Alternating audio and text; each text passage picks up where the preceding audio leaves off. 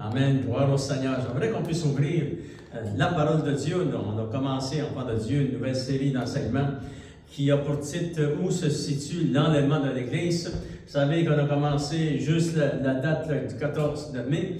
Et puis, le Saint-Esprit est réveillé dans mon cœur vraiment d'amener cette série d'enseignements, la placer sur la chaîne YouTube pour tous ceux qui vont entendre le message de la parole de Dieu. Parce que nous savons que Jésus revient bientôt. Alléluia. Et nous avons vu, enfant de Dieu, comment... Première chose que nous avons vue, ça fait 77 ans, cette année, le 14 mai 2025, que vraiment le peuple d'Israël est revenu en Israël et puis que le pays est devenu le pays d'Israël. Vraiment, ça prenait la main de Dieu pour réaliser cela. Et nous avons vu cette prophétie dans Isaïe, chapitre 66, verset 6, enfant de Dieu. Et deuxième enseignement que nous avons vu, nous avons vu que nous devons attendre, les chrétiens doivent attendre, doivent s'attendre. Et la parole de Dieu appelle la venue du Seigneur Jésus la bienheureuse espérance. Alléluia!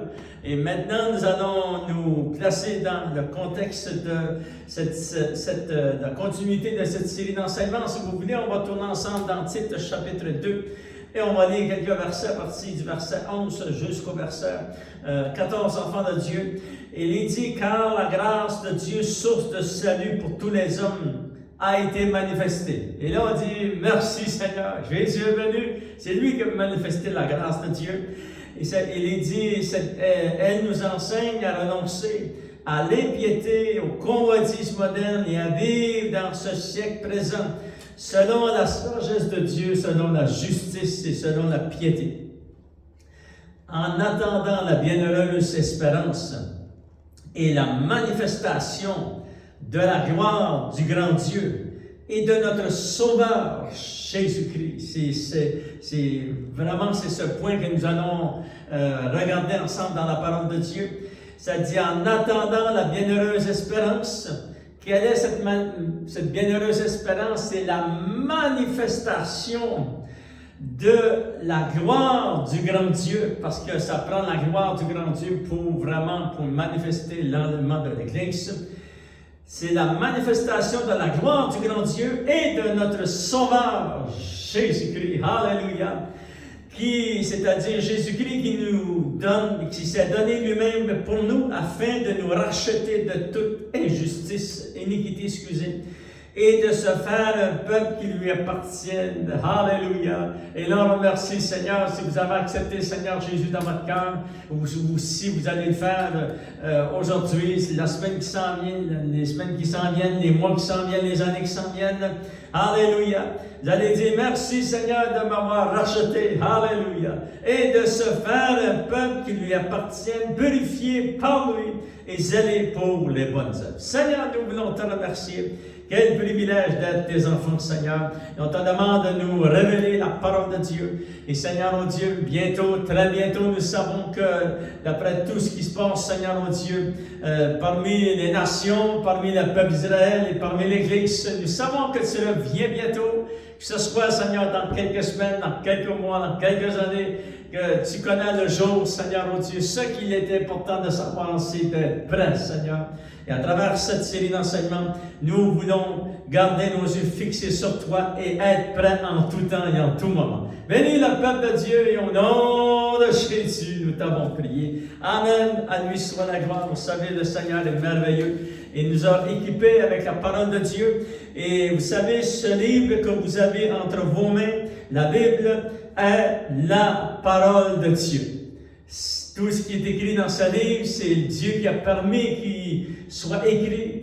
Et toute parole est éprouvée par Dieu. Et tout verset, vraiment, enfant de Dieu, le Saint-Esprit a veillé à ce que nous ayons toutes les Saintes Écritures dans nos mains. Et nous allons découvrir ensemble, comme vous avez remarqué, le titre du message, « Voici quand se manifestera la gloire de Dieu, de notre grand Dieu, et la manifestation aussi de Jésus-Christ. » Gloire au Seigneur. Nous découvrons ensemble, enfants de Dieu, que l'enlèvement de l'Église se situe avant l'ouverture des sceaux de l'Apocalypse au chapitre 6. Et puis vous pouvez le lire, le chapitre complet, 7, vous pouvez tout lire ces chapitres parce que l'enlèvement d'Église aura lieu avant l'ouverture de ces sceaux. Et c'est Jésus lui-même qui est devant le trône de Dieu. Et nous serons avec lui. Vous pourrez lire cela aussi dans Apocalypse chapitre 4 et 5, qui parle de cette grande réunion avec le Seigneur devant le trône de Dieu. Et nous allons voir dans nos yeux, alléluia, que Jésus va ouvrir les sceaux de ces 7 années de la grande tribulation. Ensemble, lisons avec l'auteur dans la parole de Dieu, c'est-à-dire le Saint-Esprit, plusieurs raisons et révélations qui confirment que la fiancée du Seigneur n'est pas destinée aux grandes tribulations, c'est-à-dire de l'Apocalypse chapitre 6 jusqu'au chapitre 18, enfants de Dieu. Voici la première raison et la première révélation que nous voulons recevoir lorsque nous ouvrons la parole de Dieu. Où se situe l'enlèvement de l'Église? Effectivement, les chrétiens qui seront prêts seront enlevés au début des 7 années de la tribulation. Après la signature, et probablement que nous verrons cela bientôt au fond de Dieu, la signature du traité de paix de 7 années, décrit dans Daniel chapitre 9, verset 27. C'est évident pour les raisons suivantes. Première raison pourquoi nous serons enlevés avant la grande tribulation.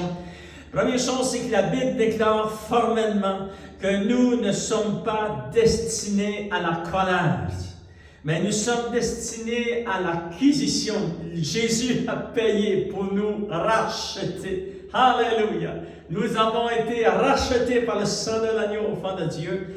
Et on va regarder quelques versets dans la parole de Dieu dans 1 Thessaloniciens chapitre 1, verset 10. Il y a beaucoup de versets, mais nous allons regarder quelques versets ensemble dans 1 Thessaloniciens chapitre 1. Lisons verset 9 et verset 10, il est dit ceci. Car on raconte à notre sujet quel accès nous avons eu auprès de vous et comment vous vous êtes convertis à Dieu. Ici, ce livre est écrit aux chrétiens de Thessalonique. Et puis, l'apôtre Paul, qui avait prêché la parole de Dieu, il va décrire comment ces gens s'étaient repentis de leur péché. Il dit, et comment vous vous êtes convertis à Dieu en abandonnant les idoles pour servir le Dieu vivant et vrai et pour attendre des cieux. Ça, c'est ce que les chrétiens avaient dans leur cœur. Ils attendaient des cieux son Fils qu'il a ressuscité des morts, Jésus, et qui nous délivre de la colère à venir. Lorsque ça parle ici dans le Nouveau Testament et dans l'Ancien Testament, parlant de la colère à venir, ça décrit les 7 années de la grande tribulation, enfants de Dieu. Et puis ça, c'est très important, nous attendons des cieux le retour du Seigneur Jésus, alléluia, que Dieu le Père a ressuscité d'entre les morts, qui nous délivre de la colère à venir. Le Seigneur nous a délivrés de cette colère à venir. Regardez un autre verset dans 1 Thessaloniciens chapitre 5, verset 9, il est dit ceci, enfants de Dieu. On va lire verset 8. Mais nous qui sommes du jour, soyons sobres, ayant revêtu la cuirasse de la foi et de la charité, et ayant pour casque l'espérance du salut. Car Dieu ne nous a pas destinés à la colère, mais nous avons été destinés à l'acquisition du salut par notre Seigneur Jésus-Christ. Alléluia!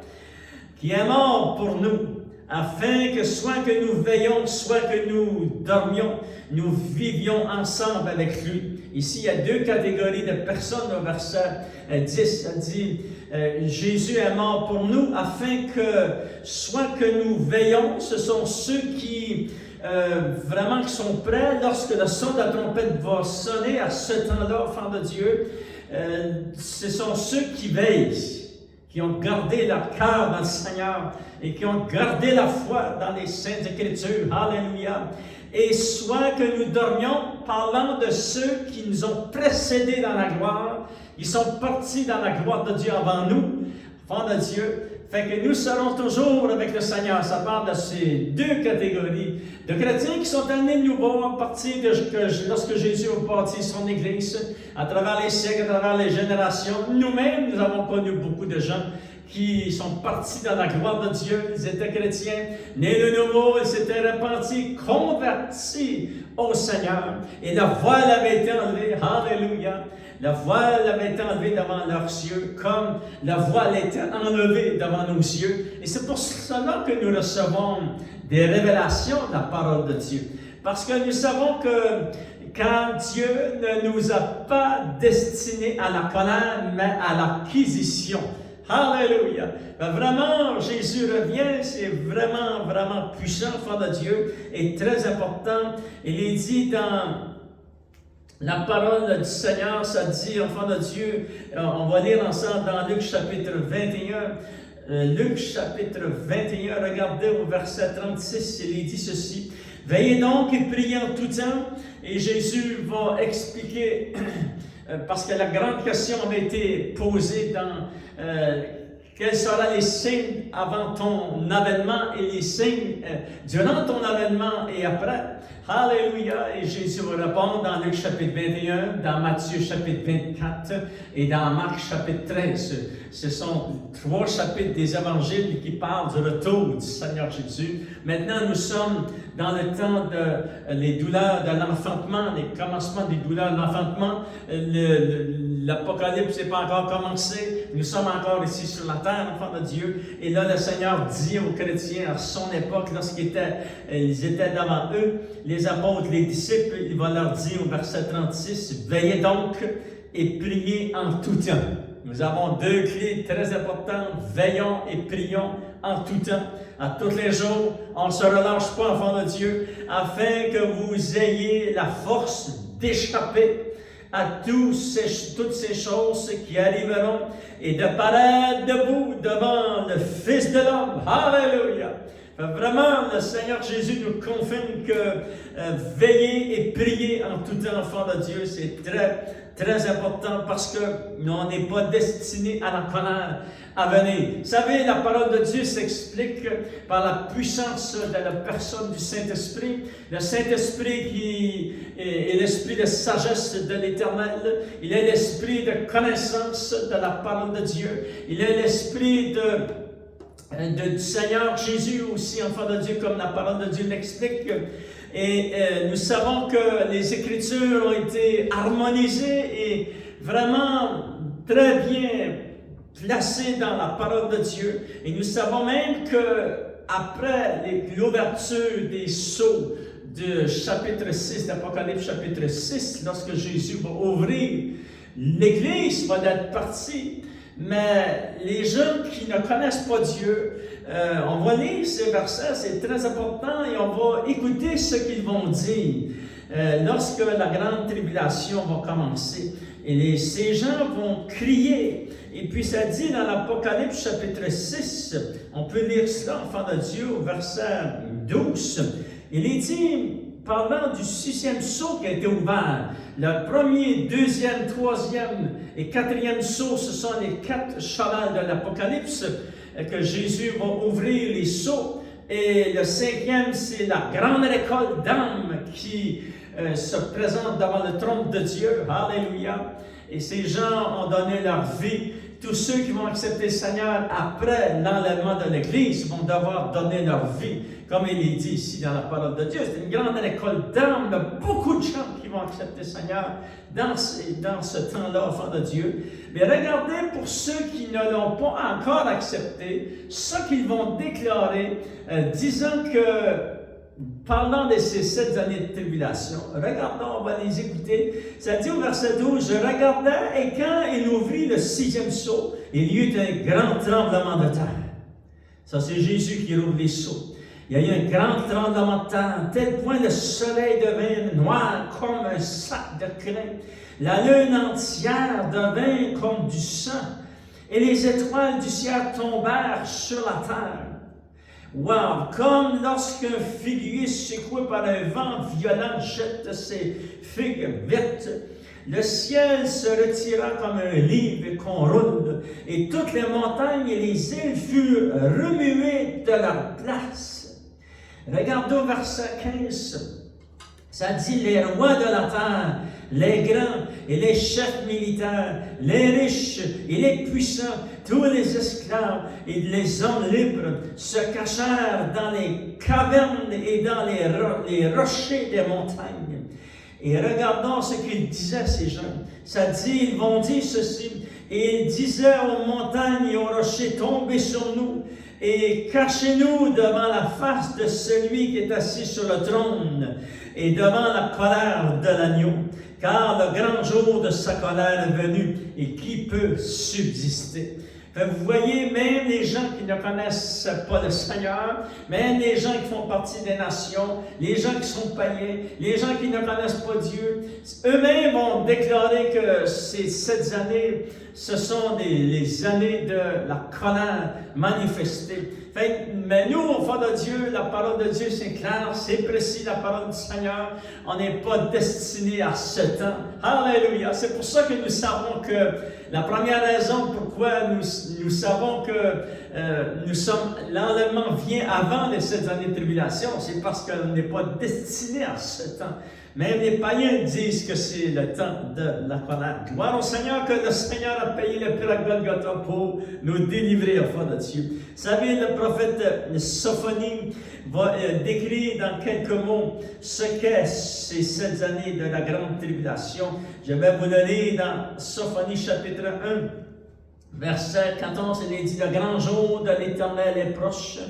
Il est proche, il arrive en toute hâte. Le jour de l'Éternel fait entendre sa voix, et le héros pousse des cris amers. Ce jour est un jour de fureur, un jour de détresse et d'angoisse, un jour de rage et de destruction, un jour de ténèbres et d'obscurité, un jour de nuée et de brouillard. C'est comme ça que c'est décrit, c'est le jour, ces versets décrivent le jour de la colère de l'Éternel, des 7 années de la grande tribulation. Et ça dit aussi au verset 7, le secret était celui-ci, enfant de Dieu. Silence devant l'Éternel, devant le Seigneur l'Éternel, car le jour de l'Éternel est proche. Ça part du jour des 7 années de la grande tribulation.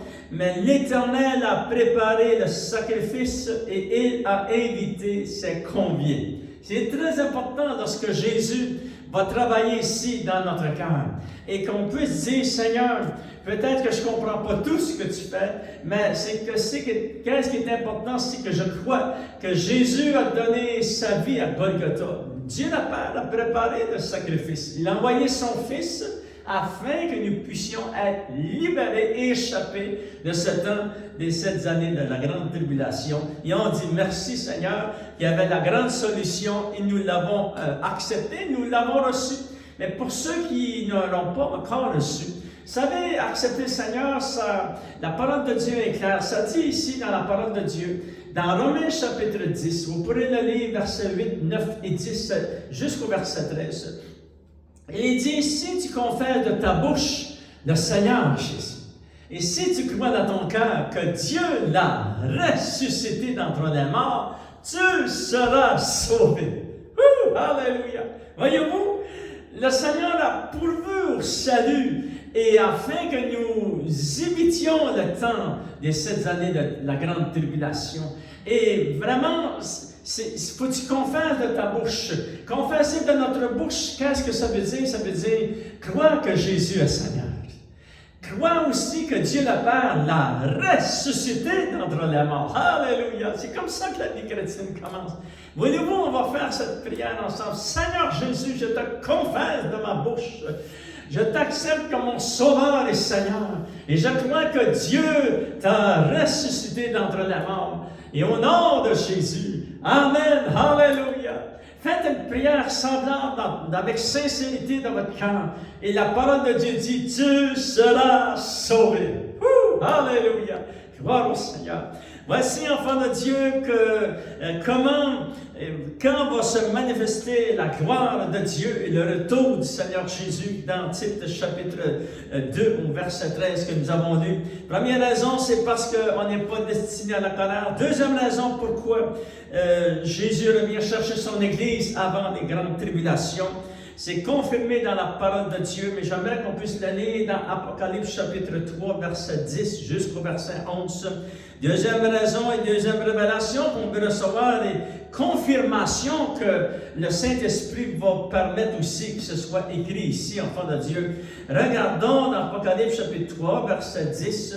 Il est dit ceci. « Parce que tu as gardé la parole de la persévérance en moi. » C'est très important de garder ce qui est écrit dans la parole de Dieu.